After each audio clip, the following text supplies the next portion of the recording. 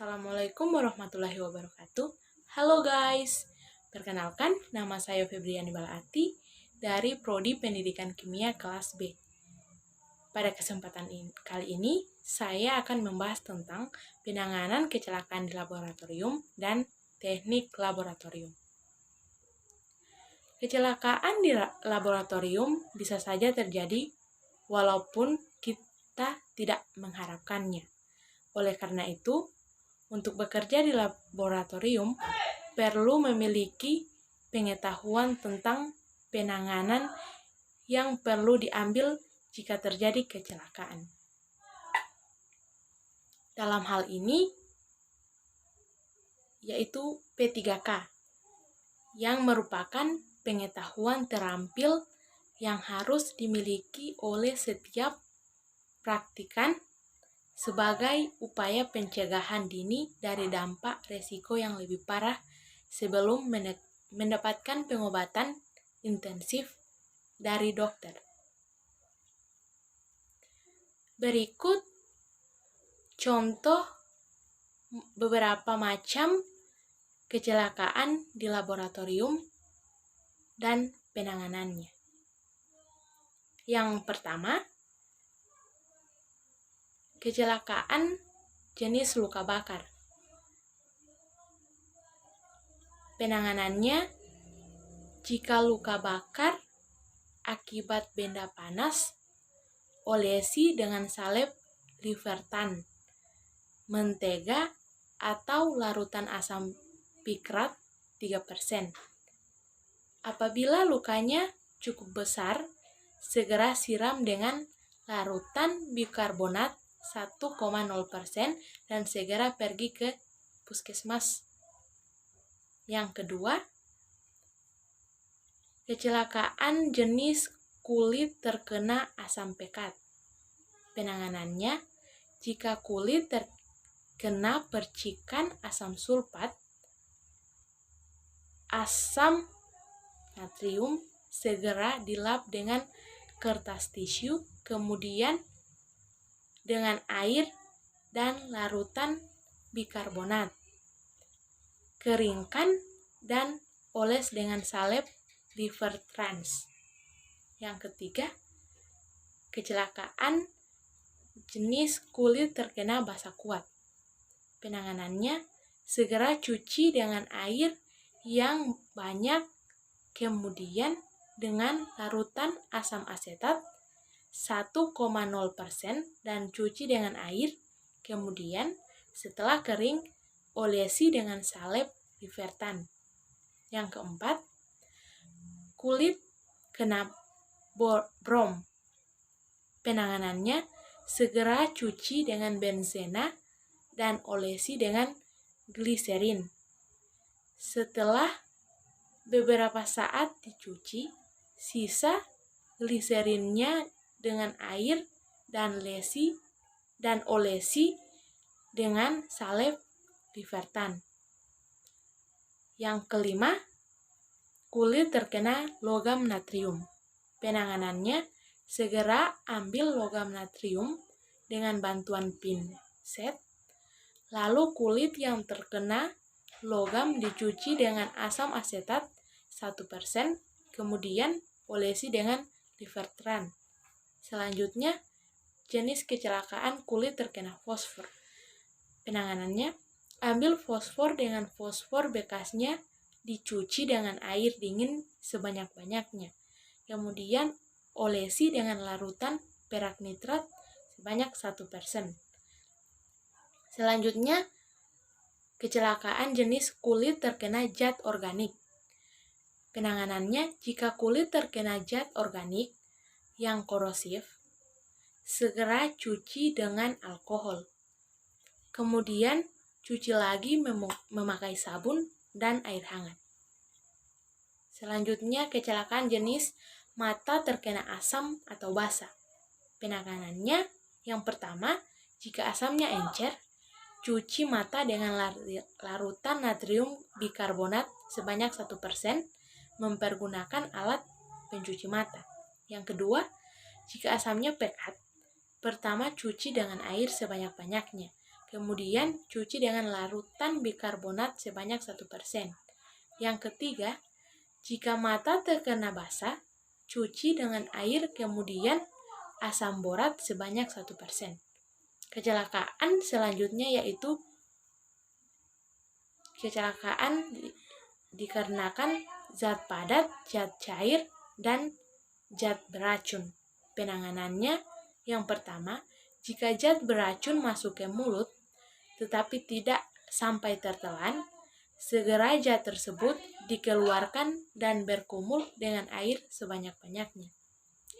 Yang kedua, jika larutan asam tertelan, segera minum air sebanyak-banyaknya, kemudian minum air kapur atau bubur magnesia dan susu murni. Jika yang tertelan adalah basah kuat, segera minum sebanyak-banyaknya. Kemudian minum larutan asam cuka encer, air jeruk, dan asam laktat. Setelah itu minum susu murni. Yang ketiga, senyawa arsen atau raksa tertelan, segera minum larutan garam dapur yang dibuat dengan melarutkan 1 sendok garam dapur dalam segelas air hangat. Dan yang keempat, jika gas klor atau brom terhisap, buka pakaian atas dan segera menghisap amoniak atau berkumur dengan larutan bikarbonat. Selanjutnya, menghisap mentol atau cairan hangat seperti permen. Selanjutnya, kita masuk dalam pembahasan yang kedua, yaitu teknik laboratorium. Di pembahasan kali ini, kita terdapat 6 bagian. Yang pertama, itu tindakan pencegahan kecelakaan. Yang kedua, kebersihan dan prosedur praktikum. Yang ketiga, pembakar bunsen. Yang keempat, menangani dan mengukur cairan. Yang kelima, memindahkan dan menimbang padatan. Dan yang keenam, pemindahan endapan. Baik, yang pertama itu tindakan pencegahan kecelakaan.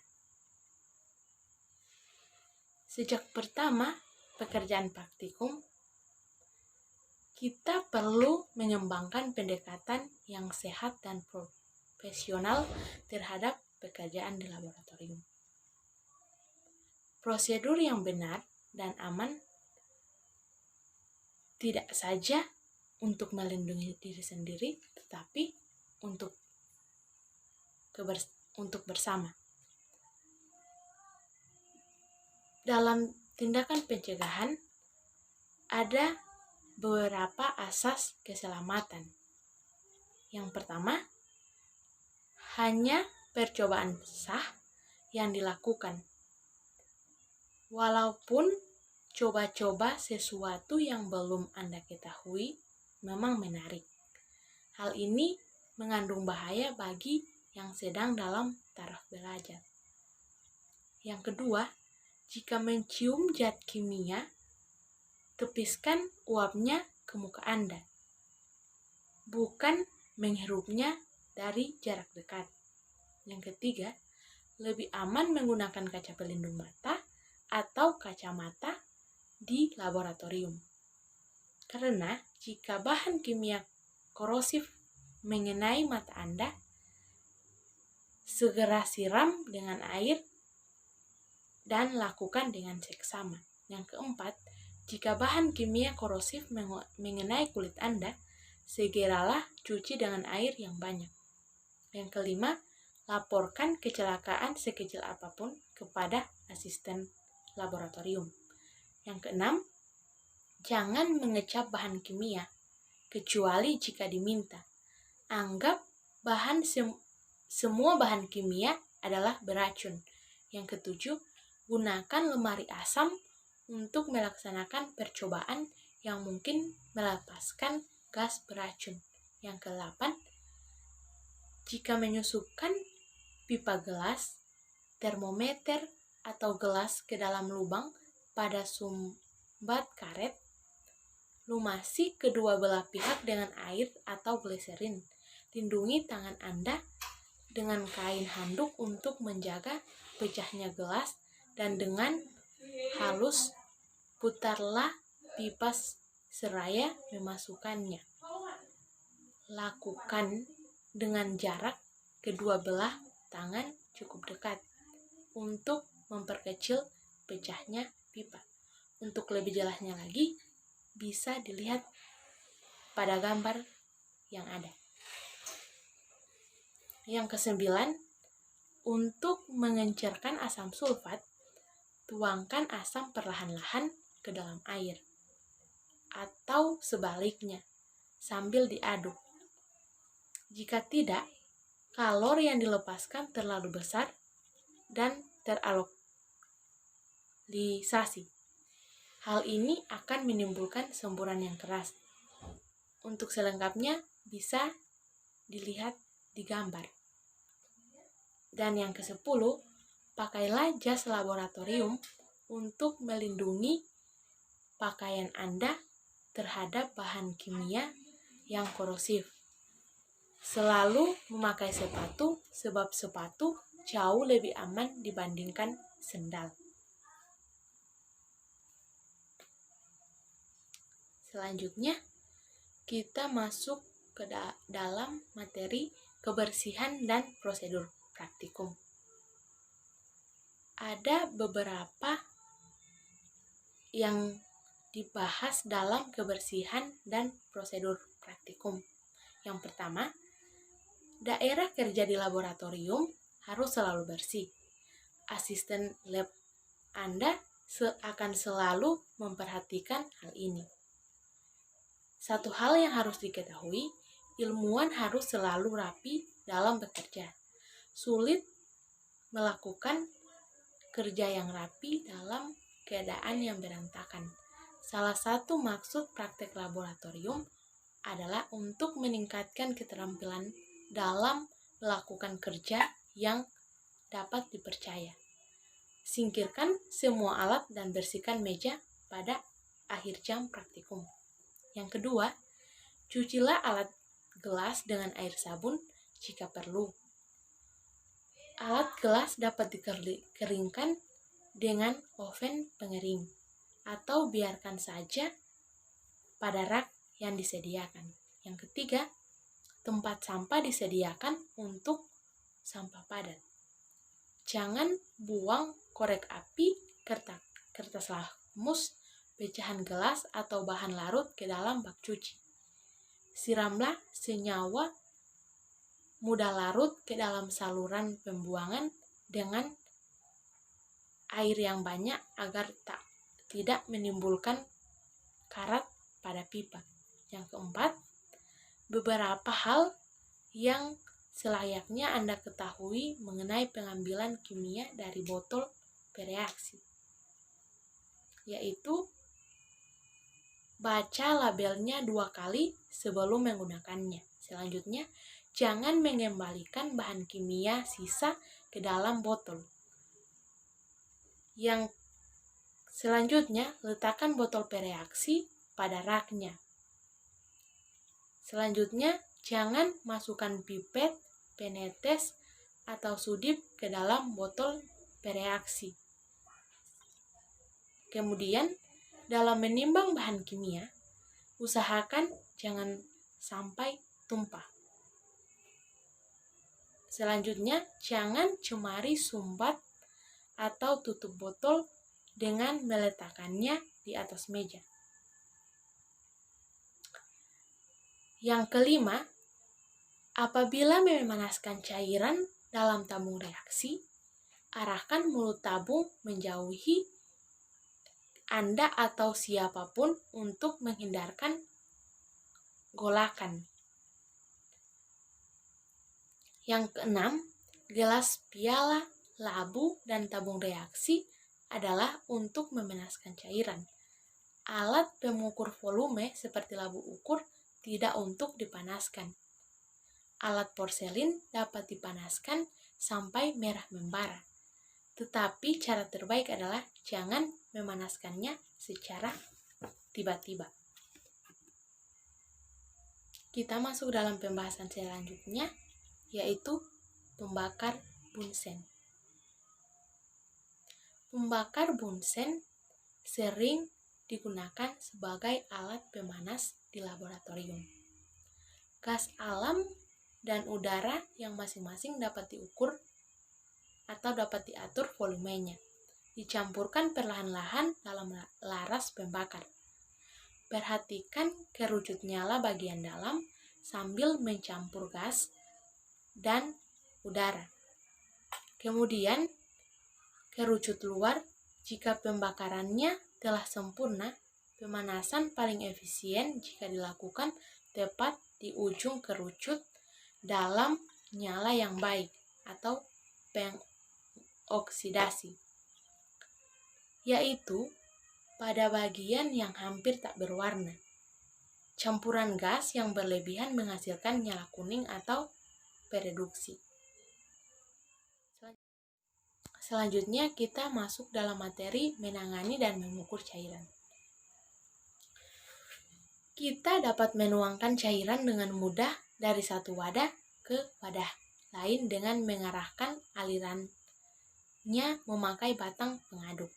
Untuk menghindari kontaminasi pada sumbat, peganglah di antara jemari. Untuk mengukur volume cairan dengan teliti, gunakan pipet dan buret. Jika menggunakan pipet, isaplah cairan dengan bola isap dan tahan dengan melekatkan ujung jari pada pangkal pipet. Biarkan permukaan cairan turun dan sampai pada garis yang diinginkan. Pindahkan pipet yang berisi cairan ke wadah lain dan biarkan mengalir dengan menyentuhkan ujung pipet pada sisi wadah. Jangan mengucapkan pipet untuk menjatuhkan tetes terakhir. Pengukuran volume cairan kira-kira diperoleh dengan membaca volume pada gelas ukur.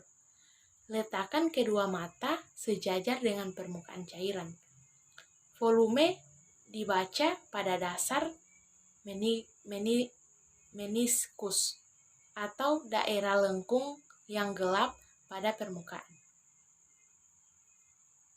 Apabila terjadi golakan atau pembebasan uap secara mendadak karena panas yang terlalu tinggi, itu hal yang sering terjadi jika cairan dipanaskan.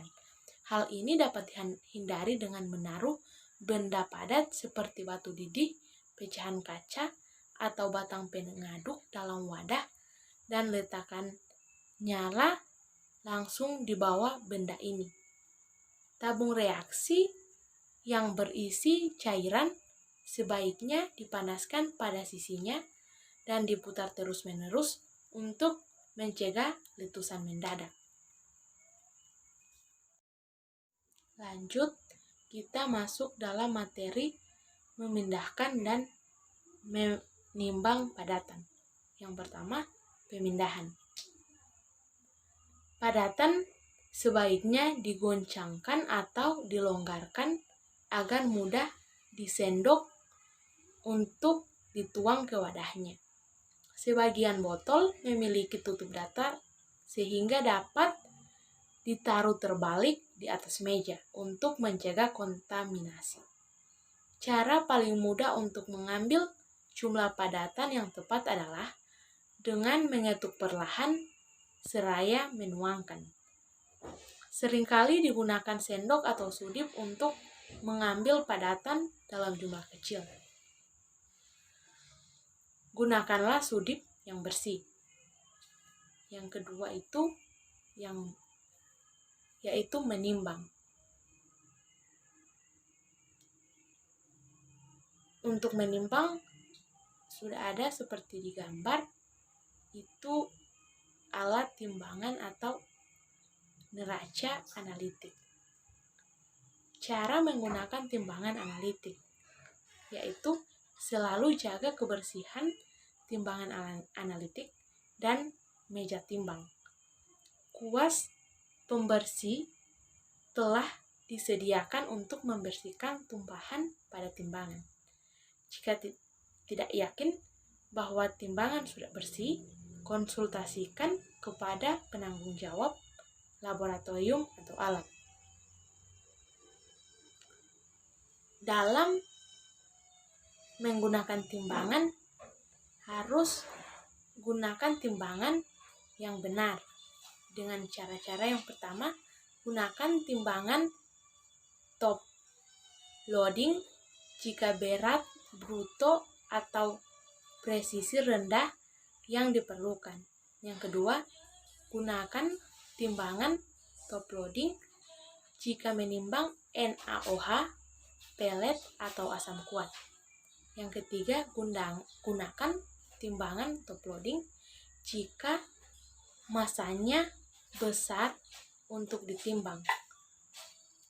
Yang keempat, gunakan timbangan analitik jika presisi tinggi yang dibutuhkan. Dalam menimbang menggunakan timbangan top loading, berikut langkah-langkahnya. Yang pertama, hidupkan timbangan dan tunggu hingga layar menunjukkan kestabilan. Yang kedua, letakkan objek yang akan ditimbang di atas pan timbangan atau lihat catatan di bawah dan tunggu hingga layar menunjukkan angka yang stabil. Yang ketiga, jika Anda melakukan tarik alas dari objek yang akan ditimbang, letakkan alas di atas wadah atau pen timbangan yang tunggu hingga angka yang ditunjukkan oleh layar stabil. Kemudian tekan tombol tarik, biarkan layar menunjukkan angka 0,009 gram yang stabil. Letakkan dengan hati-hati objek atau material yang akan ditimbang di atas alas. Tunggu hingga layar menunjukkan angka yang stabil. Angka yang stabil itu berat objek yang akan dicatat. Langkah selanjutnya, keluarkan objek beserta alasnya dari timbangan dan bersihkan timbangan secara hati-hati dengan kuas yang telah disediakan.